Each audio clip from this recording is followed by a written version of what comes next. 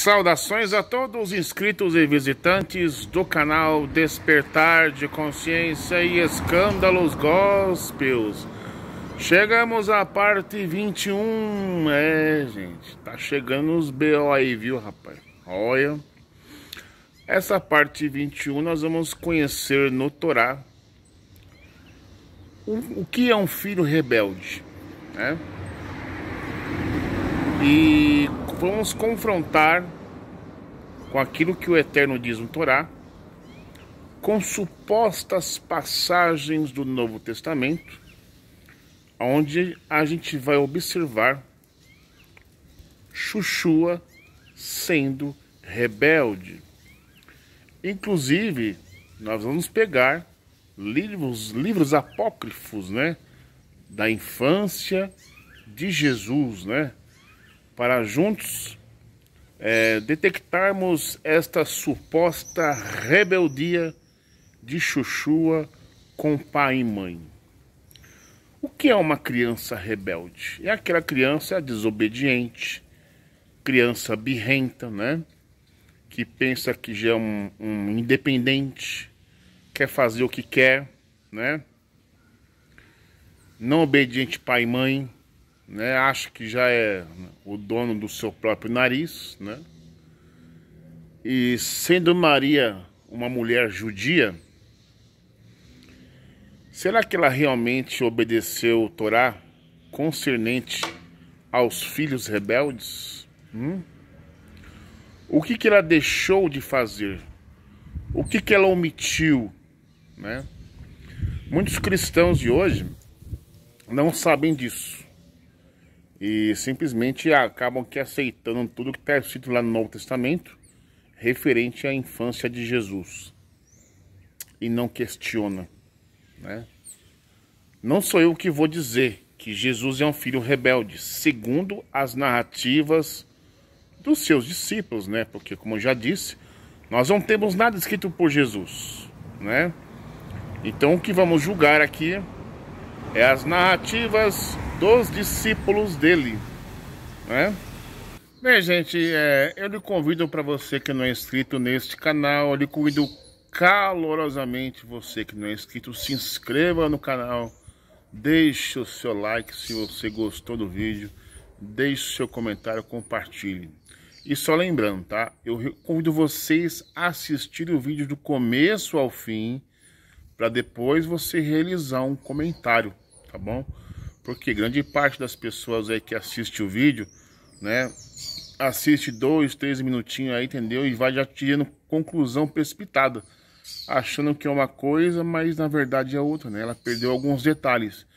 E depois vai falar baboseiras, né? Para não dizer outra coisa, nos grupos aí das redes sociais, né? É igualzinho, por exemplo, a questão do vídeo do Davi Miranda, né? Onde eu postei aí, né, que ele foi responsável pela morte do fiel da igreja, né? E as pessoas, como são idólatras do Davi Miranda, eles começaram a defender como se eu estivesse acusando o Davi Miranda. Eu falei, por acaso você assistiu o vídeo? Não, então, se você tivesse assistido, você recordaria muito bem que é o jornal O Globo, em 1986, que fez a reportagem. Entendeu? Então não é o emissário Cristiano que está acusando que eu sou contra a Deus Amor, que eu sou contra o Davi Miranda. Não, tô nem aí com esse povo não, rapaz. Entendeu? Eu só tô noticiando a fonte. Se a Globo noticiou o que aconteceu na época, então eu trago a fonte, né, gente? Ok? Solta a vinhetinha.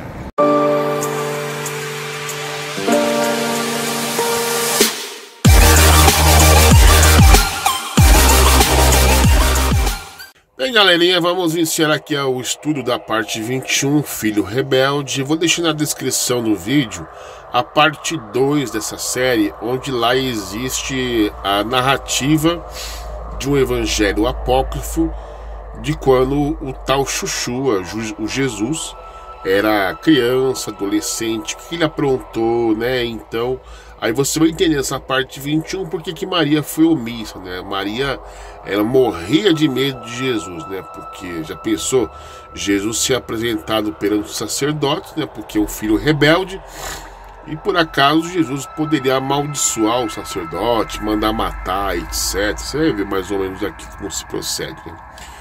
Como agir com um filho pervertido? Tem um texto aqui de Deuteronômio capítulo 21, 18, diz assim o seguinte. Eu acho que isso aqui está de acordo com o Torá, entendeu? Deve estar realmente. Se alguém tiver um filho rebelde, costumaz e indócil, que não aprende a obedecer ao pai e à mãe, e não dá ouvidos aos bons conselhos, mesmo quando o corrigem e disciplinam. Aqui é a Bíblia King James, tá, gente? O filho rebelde. Devarim 2, 18 ao 21. Agora é o de acordo com o Torá realmente, tá, gente? Você viu como que é a diferença aqui, ó? No caso, na Bíblia King James, né? Você vê que é só esse pedacinho resumido. Olha como tá no Torá. É gigante, ó. É muita informação. Por isso que os padres omitiram, resumiram o máximo possível o Deuteronômio, capítulo 2, 18 ao 21, né? Resumiram bastante. Vamos ver o que diz aqui. Não comerás nem beberás glutonamente, para que não fique sujeito aos seguintes procedimentos. Aí no caso tem um 9 aqui, que é no Sanhedrin 63a, e no Vaikra 19:26. Sanhedrin, no caso, é o Talmud, né? Para quem não conhece. Diz o seguinte: se um homem tiver um filho de no mínimo 13 anos e que esteja nos estágios iniciais da puberdade, e esse filho for teimoso e rebelde, tendo sido visto furtando dinheiro, com o qual comprou pelo menos meio mané, 200 gramas ou 7 onças de carne, e meio log, que são 172 ml ou 5,8 onças de vinho, e os consumiu, de modo que não obedeceu ao seu pai e à sua mãe, que lhe havia dito que não fizesse isso, os pais poderão castigá-lo apresentando a um tribunal local composto por 3 juízes que, com base no apedrejamento das testemunhas, o açoitarão.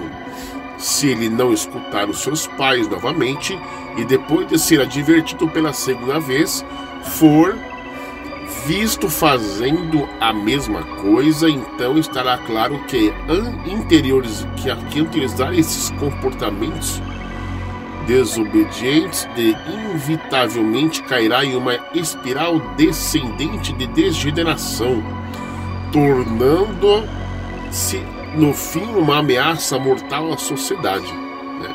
No caso do Chuchu, baseado na parte 2, você observa o que ele aprontou lá atrás.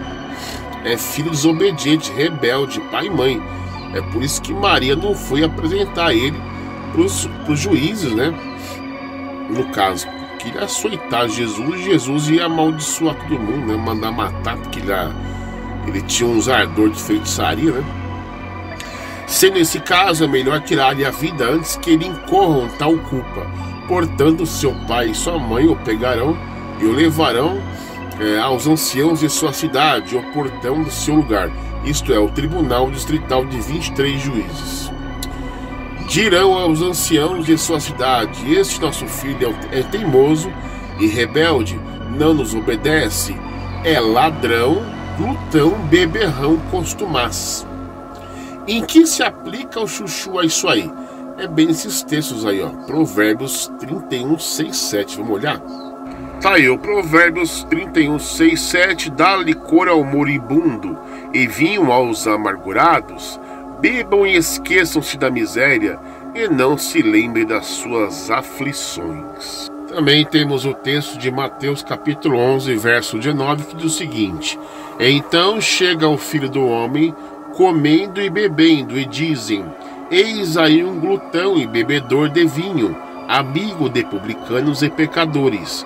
Todavia, a sabedoria é comprovada pelas obras que são seus frutos, né? Então, se para acusarem, né, o Chuchua de glutão e beberrão, é porque flagraram ele nesses atos, né? O glutão e beberrão de vinho, amigo de publicanos e pecadores, né? Ele se assentava na rodinha dos publicanos e pecadores e tomava muita bebida alcoólica e comia bastante, né? Tava cheio de pecado, né? Você vê? E aqui Lucas repete a mesma história, confirmando aquilo que Mateus disse antes, né? Lucas 7, 34, 35. Então chegou o Filho do Homem, comendo pão e bebendo vinho, e condenais: eis aí um glutão e beberrão, amigo de publicanos e pecadores, né? Então Jesus, ele era beberrão, ele era um quase alcoólatra. Se ele era glutão, ele comia além da conta, né? Rapaz do céu. Então aí praticamente se confirma, né? Dirão os anciãos de sua cidade: este nosso filho é teimoso e rebelde, não nos obedece, é ladrão, glutão e beberrão costumaz. Porque Maria não foi até os anciãos denunciar o próprio filho, né? Porque ela tinha medo daquilo que o Chuchua poderia fazer com os anciãos, né? Porque de acordo com a parte 2 desta série, Jesus era terrível, cara. Ele amaldiçoava quem não concordava com ele, ele não levava desaforo para casa, né? Olha só. Se o tribunal concluir que o menino ainda está nos estágios iniciais da puberdade e então condenar com base no depoimento de 2 testemunhas, esta tentarão executá-lo conforme o procedimento descrito acima. No caso acima, onde 12 Devarim 17:7. Se você quiser ler aí, está em Deuteronômio 17:7. E como consta acima, se elas não conseguirem, todos os homens de sua cidade o apedrejaram até ele morrer. Assim eliminará este mal do teu meio. O tribunal anunciará o crime pelo qual o menino está sendo executado, de maneira que todo Israel ouvirá o que aconteceu e temerá incorrer em culpa semelhante. Os procedimentos de denúncia, condenação e execução de um filho teimoso e rebelde não se aplicam a uma filha.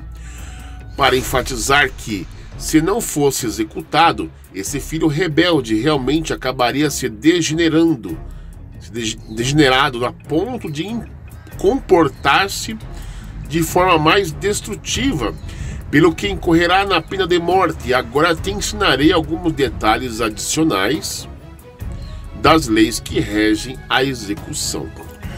Bem, segundo esta penalidade perante os juízes, né, enfim, os anciãos, Maria, a mãe do Chuchua, ela omitiu em levar Chuchua ao tribunal e reclamar para os anciãos, para os juízes, que o filho dela era rebelde e desobediente.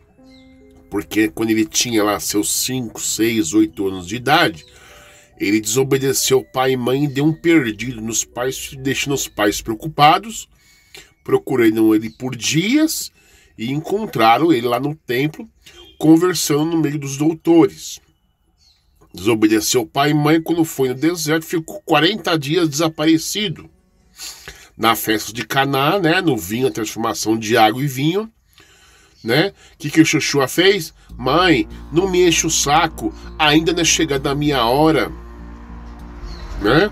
E ainda mais pega essas narrativas de Mateus e Lucas aí, confirmando que Jesus era comilão e beberrão, e que se juntava no meio de pecador e publicano, né, e fazia as coisas que os outros faziam. Que espécie de cara é esse, gente? Não sou eu que estou dizendo, é as narrativas, eu provei ali, né? Então é por isso que eu falo, sabe, gente, para a pessoa que fica enfeitiçada com o Novo Testamento, com o personagem narrado chamado Jesus, é necessário que ele conheça o que é Torá. Porque quando ele ler e estudar o Torá, ele vai sincronizar as culpas do Chuchua, Porque ele disse que ele veio cumprir a lei, mas você vai ver que ele não cumpriu muita coisa. É por isso que ele sofreu na chibata. É por isso que ele sofreu na chibatada. Colocaram ele no toco, né? E desceram o chicote nele. Ainda mais se Maria chegasse lá para os anciãos e juízes, né? E falasse assim: olha, nosso filho é rebelde, costumaz, beberrão, glutão, desobedece pai e mãe, é feiticeiro, amaldiçoa, né? No caso, quando ele era criança, né?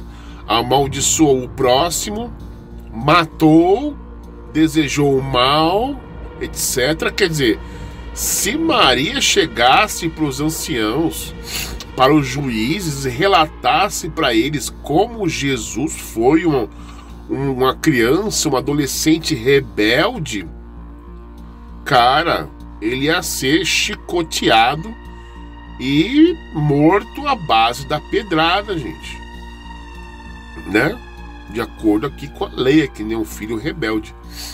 Rapaz, como é que pode, né?